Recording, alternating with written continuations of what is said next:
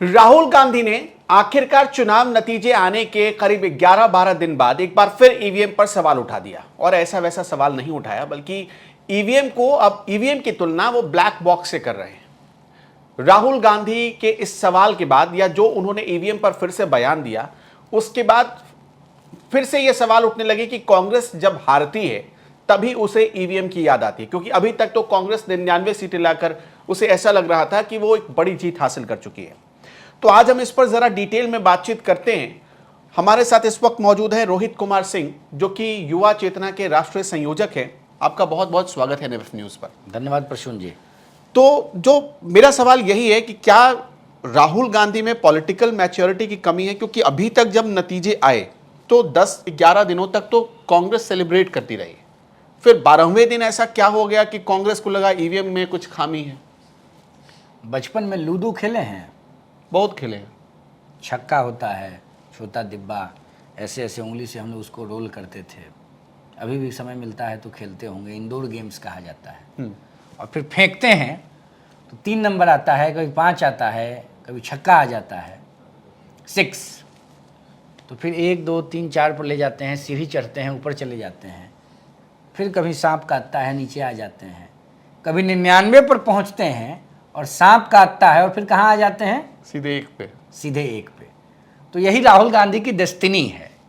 बड़ी बात, बड़े दावे, बड़ी कहानी, बड़े अरमा, बड़े सपने, मुंगेरी लाल के हसीन ख्वाब देखते देखते राहुल गांधी बचपन में लूडो के खेल को अपनी किस्मत समझ के 100 पार करना चाहते थे और सीढ़ी सांप के खेल में 99 पर पहुंचे, सांप ने काटा, बैक टू पवेलियन हो गए। This is only Rahul Gandhi. Rahul ji खुद ब्लैंक हैं, ब्लैक हैं, वो क्या कर सकते हैं, क्या बोल सकते हैं? वो तो कहते हैं राहुल गांधी इंडी गठबंधन, कांग्रेस के लंबे चौड़े बात, लंबी चौड़ी कहानी, सबको जनता ने रिजेक्ट कर दिया। आपको याद होगा, देश में नरेंद्र मोदी जी के नेतृत्व में भारतीय जनता पार्टी और राष्ट्रीय जनतांत्रिक गठबंधन देश की जनता के आशीर्वाद से, सहयोग से, कृपा से, आकांक्षा से तीसरी बार भारत सरकार के गठन की तैयारी में व्यस्त था। और राहुल गांधी जी और उनकी पूरी ब्रिगेड यहीं बगल में अकबर रोड पर पताखा फोड़ने में, अबीर और गुलाल उड़ाने में मस्त था। क्यों? उनको लग रहा था कि they are going to form the government. जनता ने मैंडेट मोदी जी को दिया, जनता ने मैंडेट एनडीए गठबंधन को दिया, जनता ने मैंडेट देश में नवनिर्माण के संकल्प को साकार करने के लिए भारत के यशस्वी भूमिपुत्र नरेंद्र भाई मोदी को दिया। और राहुल गांधी बड़ी बड़ी बात कर रहे थे। 10 दिन तक रावण के भाई कुंभकर्ण की निंद्रा में चले गए थे राहुल बाबा। राहुल गांधी जी को इसीलिए आज से 10-15 साल पहले देश की जनता ने एक हैशटैग से सम्मानित कर दिया, पप्पू। पप्पू कभी पास नहीं हो सकता है, पप्पू फेल हो चुका है, पप्पू फेल था। और फिर से ईवीएम को ब्लैक बॉक्स बता के राहुल गांधी जी ने सत्यापित कर दिया है कि राहुल जी क्या हैं और क्या हो सकते हैं, ये देश की जनता मान चुकी है। आपने कहा पप्पू कभी पास नहीं हो सकता, लेकिन कांग्रेस तो सेलिब्रेट कर रही है कि राहुल गांधी पास हो गए हैं, भारत जोड़ो यात्रा उनकी पास हो गई, इंडी अलायंस पास हो गया, इंडी अलायंस 233-32 सीटें लेकर आ गया, मोदी जी का पूरा एकदम रथ रोक दिया इंडी अलायंस ने। अच्छा, एक बात बताइए, राहुल जी इंडी गठबंधन, कांग्रेस पार्टी, इस पूरे अलायंस के विभिन्न राजनीतिक दलों के नेताओं और कार्यकर्ताओं से देश का आम नागरिक होने के नाते बड़ी विनम्रता, सहिष्णुता और सज्जनता के साथ मैं पूछना चाहता हूँ, 230-32 लाके आप सीना ऐसे फुला रहे हैं मानो पाकिस्तान ऑक्युपाइड कश्मीर को आपने भारत में मिला दिया। क्यों मूर्ख बना रहे हैं और क्यों मूर्ख बन रहे हैं? 99 की हैसियत, सांप सीढ़ी के खेल में वापस पवेलियन आ गए।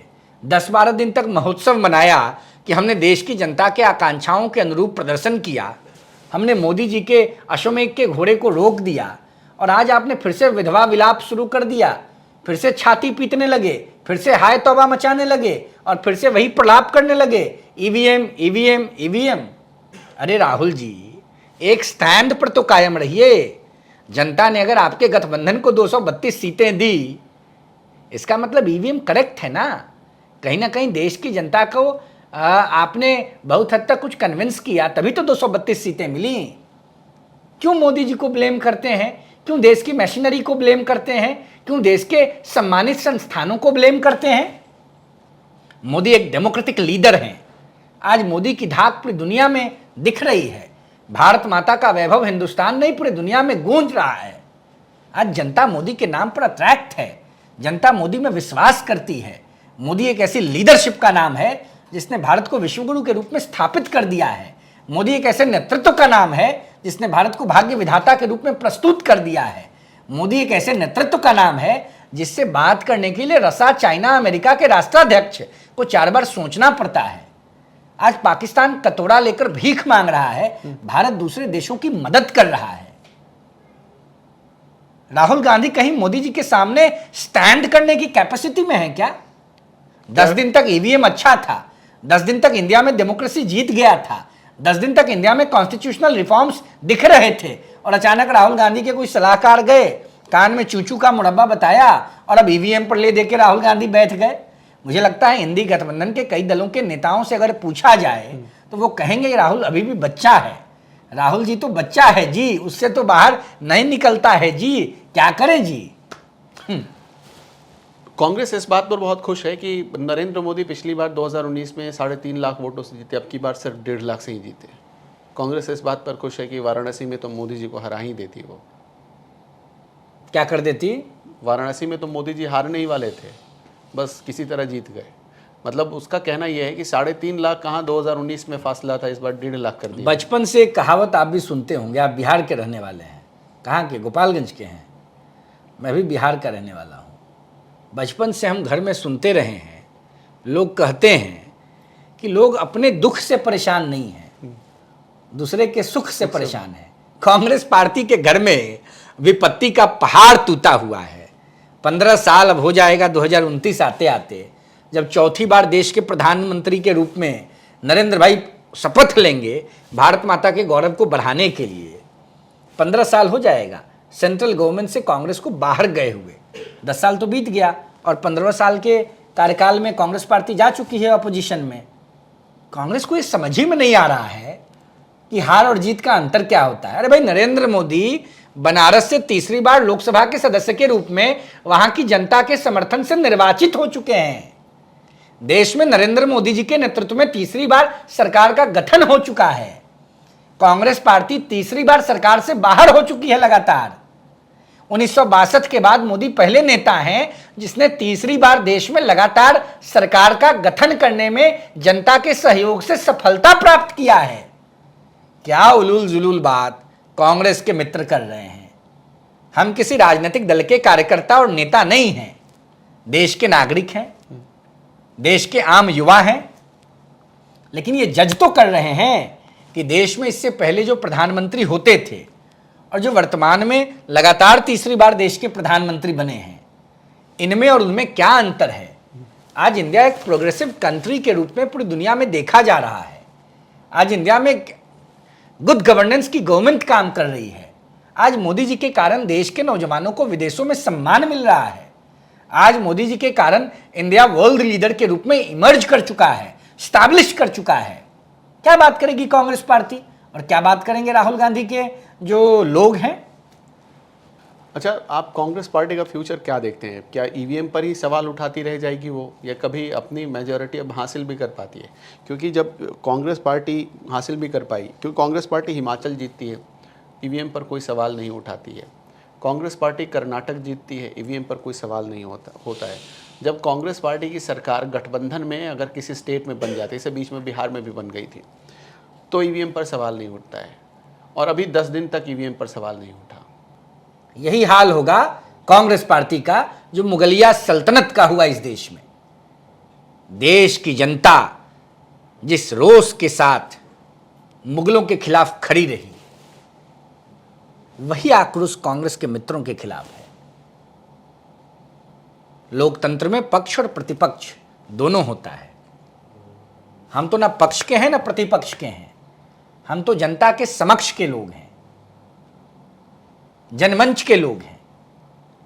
लेकिन कांग्रेस ने देश की आजादी के बाद लंबे समय तक इस देश में शासन किया और कांग्रेस पार्टी ने सबसे ज्यादा इस देश में किसी चीज का नुकसान किया तो भारतीय परंपरा का नुकसान किया, हमारे देश की संस्कृति, सभ्यता, शिक्षा व्यवस्था का नुकसान किया।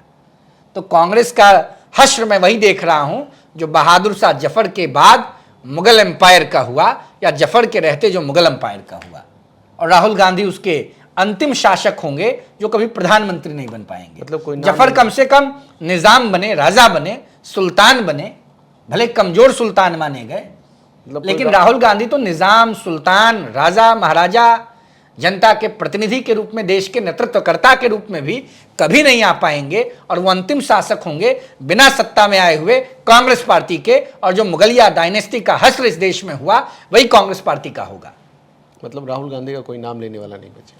अब लेगा उसी रूप में कि डेमोक्रेटिक सेटअप को ब्लैक बॉक्स, डेमोक्रेटिक सेटअप पे क्वेश्चन, देश के प्रधानमंत्री का सम्मान न करना, इन्हीं बुरी आदतों के लिए राहुल गांधी जी का मिसाल लोग देंगे। बचपन में याद है शोले पिक्चर जब आया था तो बचपन में माताएं, बहनें, मौसी, फुआ, चाची घर में जब छोटा बच्चा नहीं सोता था तो उसको डराती थी, सो जा बेटा, सो जा बेटा, नहीं तो गब्बर आ जाएगा। तो बस ऐसे ही जब कोई मूर्खतापूर्ण बातों को बच्चों को उदाहरण देना होगा तो लोग याद दिलाएंगे, बाबू याद है ना वो राहुल गांधी, कांग्रेस पार्टी, वो बहादुर शाह जफर टाइप का आदमी। बस उसी रूप में राहुल जी याद किए जाएंगे। और मैं बड़ी जिम्मेवारी के साथ, बड़ी विनम्रता के साथ, शालीनता के साथ आपके डिजिटल प्लेटफॉर्म के माध्यम से देश के लोगों के बीच ये बात कह रहा हूँ। और अगर कांग्रेस के मित्रों को बुरा लग रहा होगा तो उनसे क्षमा भी मांगता हूँ, लेकिन यह सत्य है। आप डर के मारे नहीं बोल पा रहे हैं क्योंकि आपको लग रहा होगा शायद कोई लॉटरी लग जाए। राजनीति में, डेमोक्रेसी में, संवैधानिक व्यवस्थाओं में विश्वास रखने वाले लोगों के लिए कोई लॉटरी नहीं लगता है। पराक्रम, पुरुषार्थ और जनता के आशीर्वाद से ही कुछ अर्जित होता है। लेकिन देश की जनता ने राहुल जी को, उनकी नीतियों को, कांग्रेस की आइडियोलॉजी को वाइंड अप कर दिया है, रिजेक्ट कर दिया है। बहुत बहुत शुक्रिया हमारे बहुत साथ जुड़ने धन्यवाद। के लिए।